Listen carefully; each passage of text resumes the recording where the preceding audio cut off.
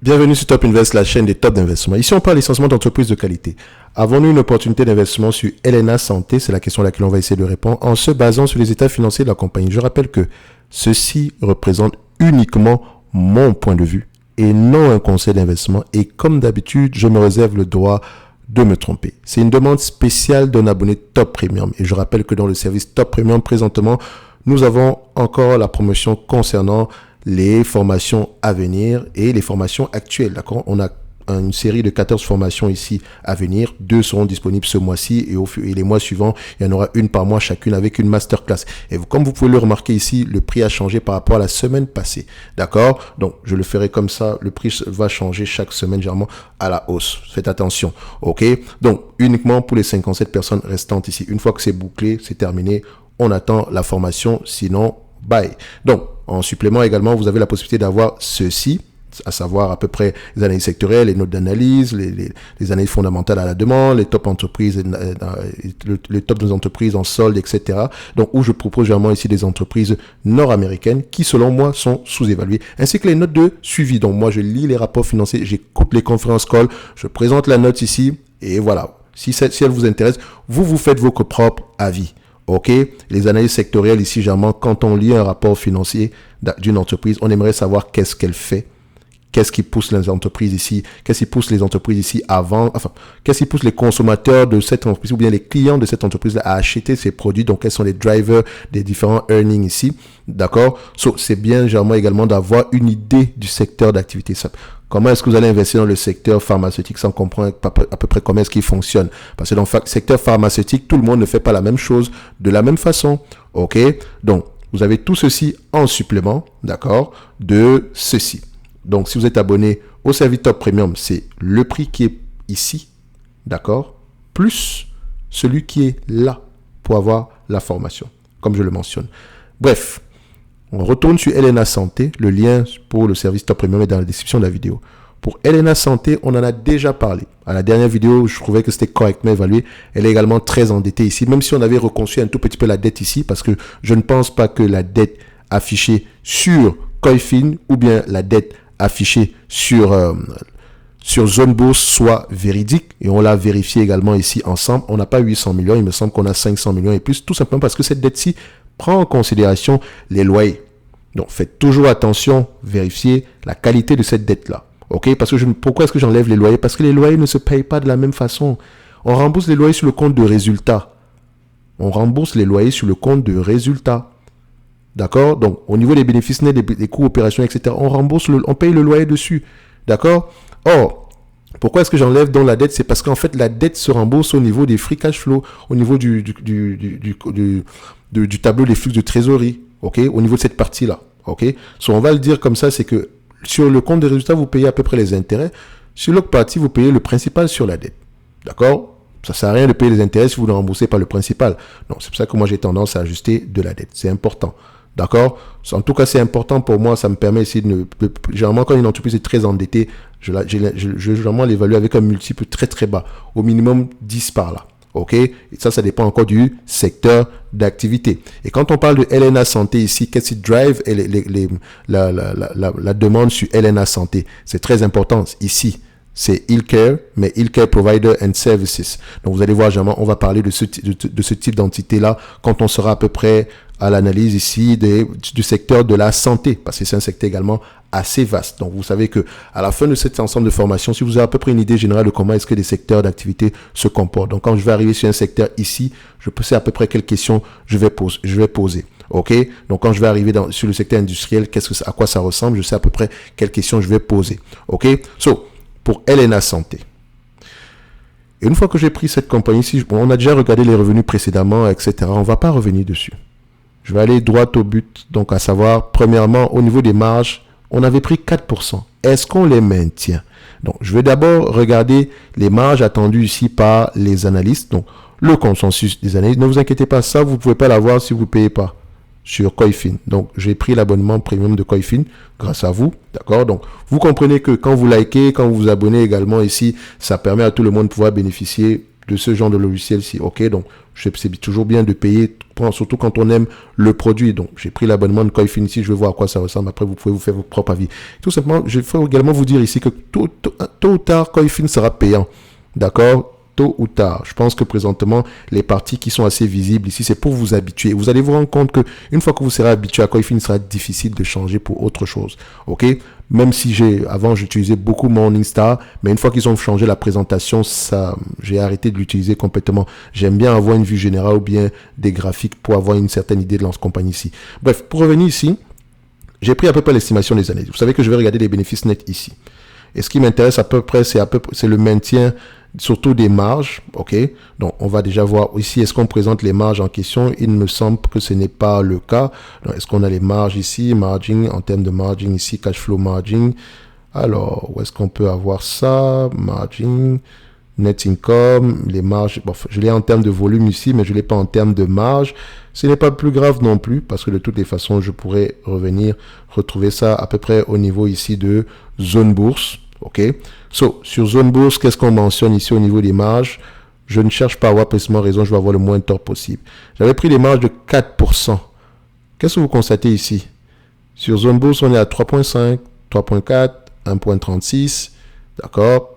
Plus bas que ça, on était à 3.95, 4% avant. Donc, il me semble que par le passé, avant 2019, on avait des marges aux alentours de 4%. Mais dans le futur, ici, on s'attend à du 3.5. Donc, je peux faire l'ajuster en conséquence. Si on a plus que ça, tant mieux. Et je ne fais pas confiance à ces free cash aussi parce qu'ils sont impactés ici par la dette nette. Donc, il faut faire également attention ici. Par la dette nette, mais par les loyers. Donc, il faut faire également attention ici. Donc, quand je prends Elena Santé, en termes de volume, déjà vérifier ici, en termes de volume des bénéfices nets, on s'attend à combien? Net income, donc ça c'est le per share ici, supplementary data ici, voilà. Net income médiane ici, on s'attend à peu près 37 millions ici en 2025. Bon, c'est assez optimiste, 37 millions. Donc on a une trentaine de millions par là. À ce niveau-ci, on est à combien? Voilà, on a également une trentaine de millions ici. Donc là, on a 33,6, donc peut-être 34 millions ici. Donc je prends ici, je vais rester aux alentours de 30 millions ici. Je n'ai pas envie de m'aventurer plus loin que ça. Même si le marché aura tendance à être assez croissant ici. Donc si j'analyse cette compagnie, c'est que je mets un tout petit peu de croissance ici, mais sachez que c'est par rapport à 2025. OK? Et si c'est même le cas, qu'est-ce que ça donne? Soyons fous. On investit jusqu'en 2025, n'est-ce pas, généralement pour le long terme. OK? C'est un business qui peut rapporter à peu près combien? 33 millions à cette période-là. On va l'arrondir ici à 33, disons 34 millions ici. C'est un business qui se paye, je ne paierai pas plus de 15 fois les bénéfices pour cette compagnie ici. C'est vrai, on peut payer bien plus que ça. Les multiples précédemment ici étaient bien plus élevés que ça. On va déjà vérifier qu'est-ce que le marché a proposé. Il me semble qu'on était aux alentours de 17, 20 et 22, quelque chose comme ça. Donc, je vérifie ça ici. Voilà. Donc, je prends le PER, price. OK. Qu'est-ce que ça donne ici? Ça donne, je prends la médiane ici. Je constate quoi? C'est un business qui 20 fois les bénéfices ici.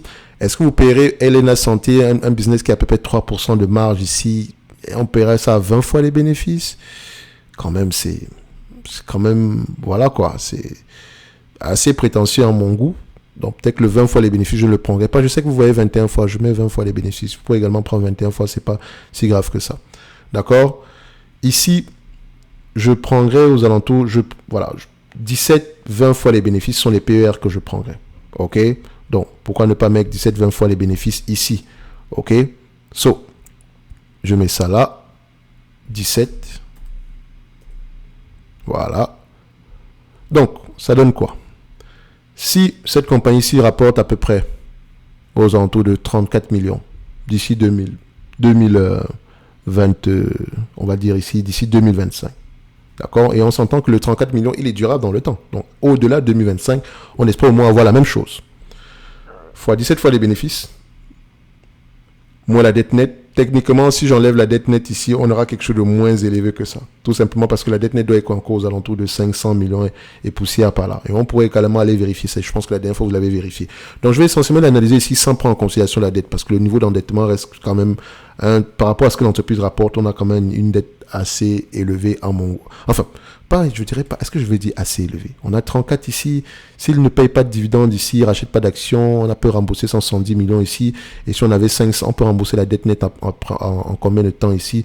Disons qu'on extrapole à peu près, non c'est trop, le niveau d'endettement à mon goût ici était assez élevé. Donc, je peux également voir ça ici. Elena Santé, Investor. OK. On va aller vérifier cette publication, documentation financière, Elena Santé, finance, investisseur, essentiel, le communiqué ici du T1. On va voir, est-ce qu'il donne l'information ici par rapport à la dette. Donc, CTRL F, dette, c'est ce qui m'intéresse. Est-ce qu'on donne l'information par rapport à la dette ici? Non. C'est ça qui m'énerve avec les premiers trimestres, etc. Donc, j'encourage à aller voir ça. Les perspectives sont confirmées, etc. Chiffre d'affaires annuel des exploitations de 725. On s'attend à 725 cette année-ci. OK, tant mieux, ça se réalise également ici. Donc, on a les résultats financiers ici du premier trimestre. Je vous encourage à aller les lire. Il semble qu'ils sont à peu près corrects ici. Si on regarde ça rapidement, le chiffre d'affaires immobilier, donc secteur immobilier ici, il faut faire attention que ça prend en considération ici. Mais on a à peu près quelque chose d'assez stable par rapport à la précédente. Je reviens ici au niveau de Elena Santé. Pour la dette nette, il va falloir que j'aille regarder le rapport annuel documentaire d'enregistrement universel parce qu'on a, voilà, c'est à peu près la dernière fois qu'ils ont publié ce résultat-là. Et en fait, ça me fatigue généralement parce que ça télécharge tout ça dans mon ordinateur et je suis assez fatigué d'avoir toutes ces infos, tous ces rapports financiers-là dans mon ordinateur. Donc, mais je vais néanmoins aller regarder ça rapidement ici au niveau de la dette nette. Comme je vous dis toujours, analysez ces rapports financiers-là. Vous pouvez avoir une information par rapport à tout ce qui se passe dans le secteur d'activité. OK? Donc, vous allez voir ici les enjeux du secteur. C'est bien de lire sur les enjeux du secteur sur Elena Santé, mais également faites la même chose sur ses concurrents, surtout, et il faut regarder s'ils disent la même chose. OK? Parce qu'ici, cette entreprise peut être plus optimiste que les autres. Donc, c'est pour ça qu'il faut toujours aller regarder ailleurs. Donc, on regarde ça. Je n'aime pas le DEU. Je pense que c'est un document qu'on peut assez simplifier, le séparer en plusieurs morceaux ici, mais voilà. Parce qu'aux États-Unis, vous avez le 10K, vous avez annuellement, et vous avez également le Proxy Testament où vous allez avoir toutes les mêmes informations ici. Donc ici, le DEU, généralement, c'est le 10K plus le Proxy Testament. Il me semble ici, est-ce qu'elle donne un rapport annuel sans prendre en considération ces éléments-là? Est-ce que je peux trouver cette information-là d'ailleurs? Gestion, modèle, finance, investisseur ici. Qu'est-ce qu'on regarde? Donc, est-ce que je mets ça OK pour moi? Ça ne me dérange pas tout ça. Finance, investisseur. Bon, voilà, c'est... Non, il ne donne pas ça. De toute façon, peut-être qu'il y a cette information-là, mais ça me prend du temps de chercher ici. Donc, on cherche la dette nette ici essentiellement. Donc, vous voyez, les amis, ça prend du temps, ce genre de choses-là. Oui, tu vas me dire, oui, mais Thierry, tu aurais pu vérifier ça avant de présenter la vidéo pour qu'on ne perde pas du temps dessus. OK, ouais, mais bon, Elena Santé également. Voilà, je pense que c'est toujours mieux de le faire en live. Dans tous les cas de figure, la dette nette, il ne me semble pas qu'elle ait diminué ici, surtout si on compare par rapport à la période précédente. Donc, on va aller voir ça ici. Et puis, je suis pas très intelligent non plus. Pourquoi est-ce que je regarde tout ça comme ça? J'aurais pu faire ceci. OK. Donc, information, état financier, essentiellement, page 245. OK. Donc, si on est en page 245 ici, je vais juste page 245. Et voilà, on va trouver ça ici. On met ça là. 2, 4, 5. Validé. On ne sera pas à la page 245 exactement, mais bon, on sera à peu près quelque chose qui se rapproche de cette page-là. 244, 245. État financier. OK. Je zoome un tout petit peu. On va faire ça. Où est-ce qu'on zoome encore cette affaire-là? Et voilà. OK. Donc, actif courant ici. Actif courant, on a déjà l'écrit trésorerie, équivalent de trésorerie, 96 millions. OK. Est-ce qu'il y a autre chose ici? Ouais, 96 millions ici, c'est ce qui est marqué. Donc ça, c'est le cash net. Techniquement, en fait, c'est deux entreprises en une. Exploitation, immobilier, ça, je n'aime pas souvent ce genre de choses-là. Bon, disons que si les deux sont mélangés, on est à peu près à 102 millions. OK. 102 millions ici. On le met, on le marque. Maintenant, je regarde ici la dette nette. Dette d'impôt, non, pas ça. Où est-ce que c'est? Obligations locatives courantes. Non, on va l'enlever. Emprunt et dette financière courant. Donc, on a ici un total de 239. OK. Plus, ici, emprunt et dette financière non courante ici. Donc, vous voyez que les obligations locatives sont quand même de 400 millions. Donc, ce qui impacte vraiment la dette. Donc, 196 plus 128. Non, 196 ici plus à peu près 200. C'est bien ça?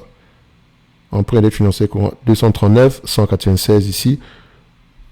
239, d'accord, plus 193, je arrondis, hein, 196, donc plus 3 millions ici, puisque j'ai pris 193, ça fait 435, moins la dette nette aux alentours d'une centaine de millions. Je ne cherche pas le prix, le chiffre exact. Ça fait 335. OK? Rappelez-vous, on planchait à peu près de manière prévisionnelle sur 34 millions, multiplié par 17 fois les bénéfices. Moins la dette nette actuelle, qui est aux alentours de 335, on sera aux alentours de 243 millions ici. On a combien de millions d'actions en date d'aujourd'hui? On a à peu près 10 millions d'actions, 10.5, ok? Donc, divisé par 10.5, ce qui nous ramène ici, voilà, l'entreprise serait correctement évaluée ici. Oui, on a 28, mais voilà, 23, 28, il y a une différence de combien? De à peu près 18% ici en supplément, mais attention, on l'a énormément ajusté, on a enlevé la dette également ici, parce qu'on pourrait réfléchir d'une certaine façon. Que si, quand on regarde cette compagnie ici, on s'attend à peu près à combien en moyenne en termes de bénéfices nets quand vous regardez ça, que ce soit actuel, que ce soit passé, que ce soit futur, vous voyez à peu près qu'on s'attend voilà, ici, pour le futur, on s'attend à peu près une trentaine de millions, ok?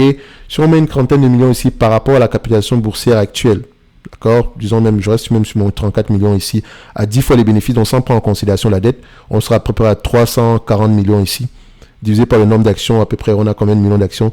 10.5, donc on a une valorisation à peu près de combien? 32, ok?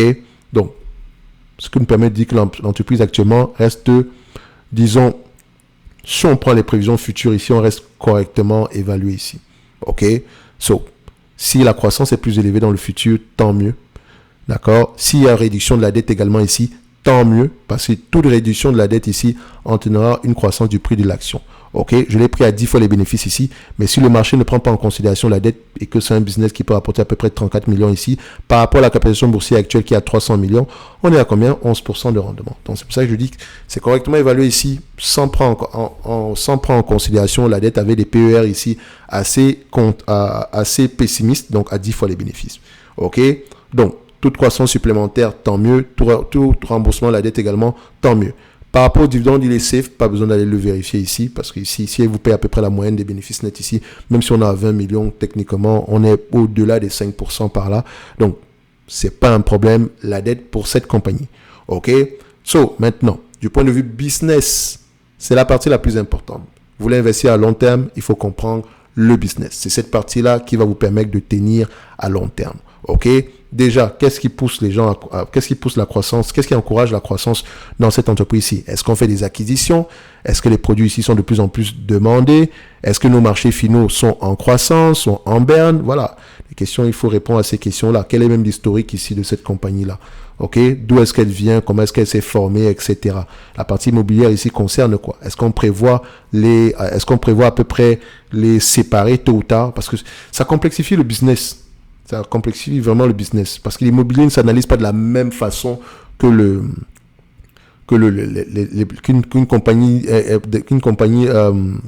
qu'une entreprise classique, en fait. OK? Parce que c'est un peu compliqué. En fait, il faut même faire une somme des parts, une somme des parties dans ce business-ci. D'accord? Il faut également vérifier si on ne va pas dans la dette en question ici. Est-ce qu'il n'y a pas une dette qui est spécifiquement liée à la partie immobilière? Ça, je ne sais pas, parce que je n'ai pas lu les rapports financiers.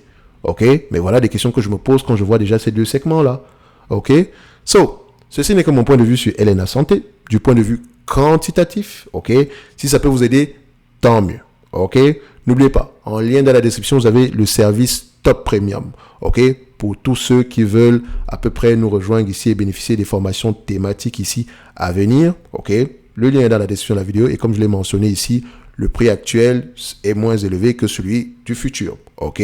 Profitez-en. Donc, uniquement pour les 57 personnes restantes. Oui, je fais ma pub parce que je suis mon propre sponsor. Oui, c'est ça. Et maintenant, est-ce que tu es compétent pour ces formations-là?